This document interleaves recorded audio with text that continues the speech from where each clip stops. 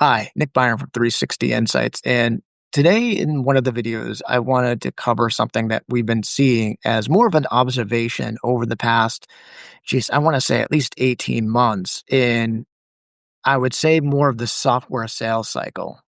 And it's an observation that I really wanted to share because it's becoming a much more prevalent as time is progressing. To take a step back, a while back, I had done a video on kind of the art of storytelling within business. And I want to harp on this for a little bit because I do believe this is one of the primary challenges that is facing the software industry and why this upcoming challenge, I would say, change is becoming more prevalent. And I'll share that more in a minute. But to take a step back, as analysts, we talk to vendors all the time. And one of the biggest things that we've been noticing is still what's very prevalent is that organizations in the vendor community are typically, for lack of a better term, showing up and throwing up. They're coming and they're just basically showing us feature functionality and really nothing more. Beyond that, what we're starting to see is an evolution of, I would say, limiting differentiating factors, to put it bluntly, where AI has becoming so predominant within the vendor communities and the development that they've been doing. There really isn't much differentiation between one vendor over another when it comes to the AI capabilities they are developing. Now, again, I did a video on this not too long ago. I believe that AI is transformational in what it can potentially do within organizations.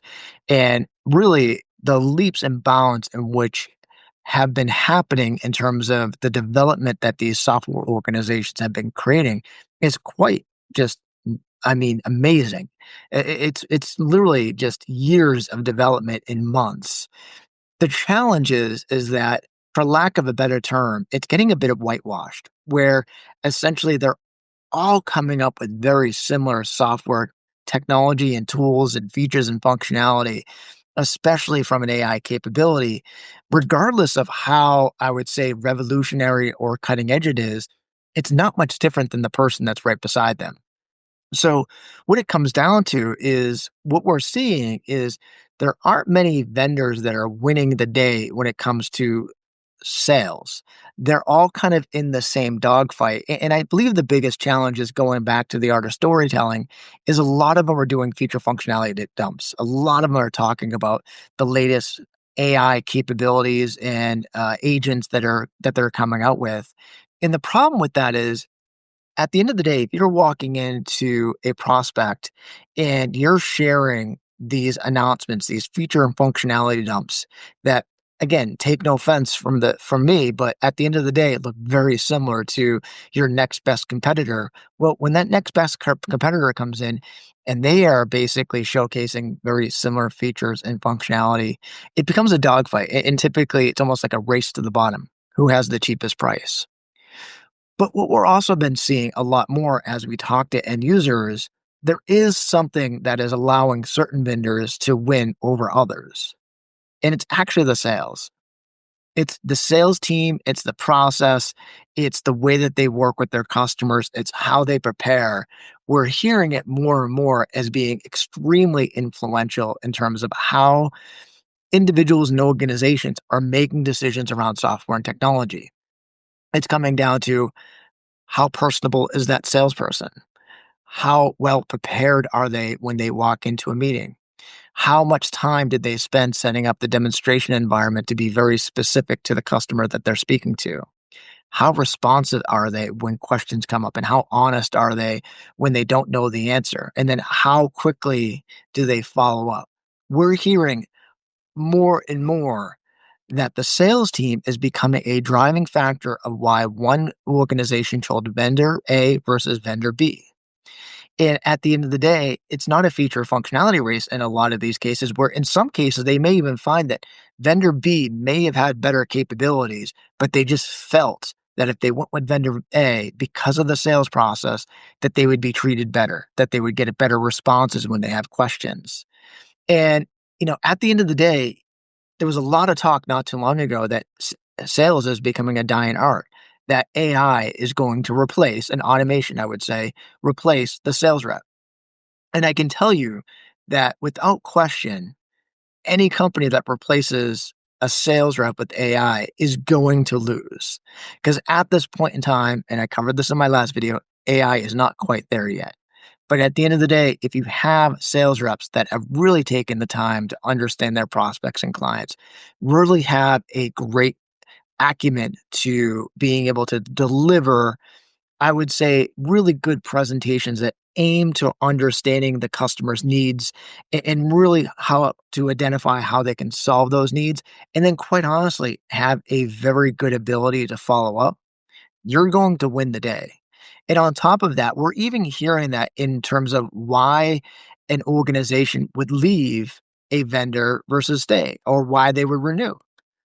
At the end of the day, we hear all the time that they left a vendor because that vendor did basically either change the way that they were going to market, and instead of having one point of contact that knew their business, they changed it to maybe having centers of excellence where they had multiple points of contact and it became kind of pass the buck when an issue came up. Or simply when they did have an issue and say they did have a single point of contact, they found that that point of contact didn't take the time to properly respond. Or in one case, we actually heard where the, I would say, account management staff, the education that they had was completely lowered.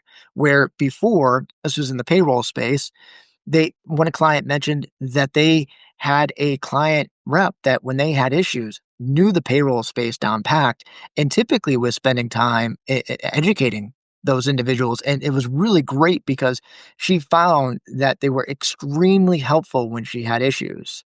However, that vendor switched their, I would say, the process and the individuals to finding lower quality, probably lower paid staff to handle these inquiries. And frankly, she found that she spent a lot more time really educating these newer people about the art of payroll, or I wouldn't even say the art of payroll, but just the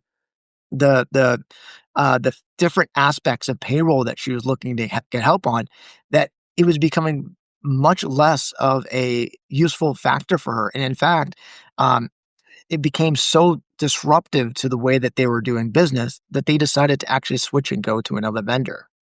When on the contrast, when we hear companies that have renewed and stayed with a vendor for significant periods of time, or even just kind of renewed one year over another, it typically ends up being that not only was the software delivering, but at the end of the day, they're the team that they are working with were by far much better to work with. They were responsive when they had questions. They were able to address issues with ease. In some cases, we found that even just sometimes where they've had issues, maybe it wasn't an immediate solution, but very shortly down the line, there was a solution that really met their needs. And we've even found that small vendors have won over much larger vendors because they seem to be more agile to the needs of their active customers. So, like my all my videos, a little bit of a long-winded video, but at the end of the day, we are really starting to see a prevailing wind behind sales really having more of an impact to the actual closed deal cycles that their business that their I would say the business that they support are having.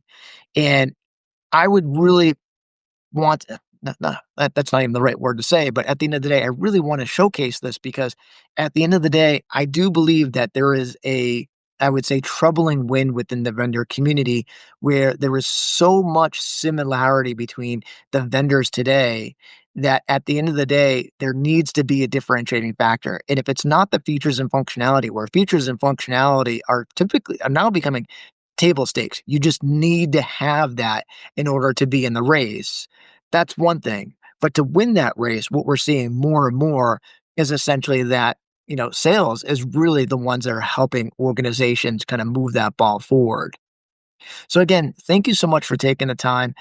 Again, actually, before I end the video, one of the things I want to throw out there is we're always talking to end users that made decisions, and I'd love to hear your experience. If you just went through a decision making process, and I'd love to hear. Are we right in kind of saying that sales is winning the day, or are you starting to see other reasons why you might be choosing one vendor over another? Love to hear it. Thank you again. Have a great rest of the day.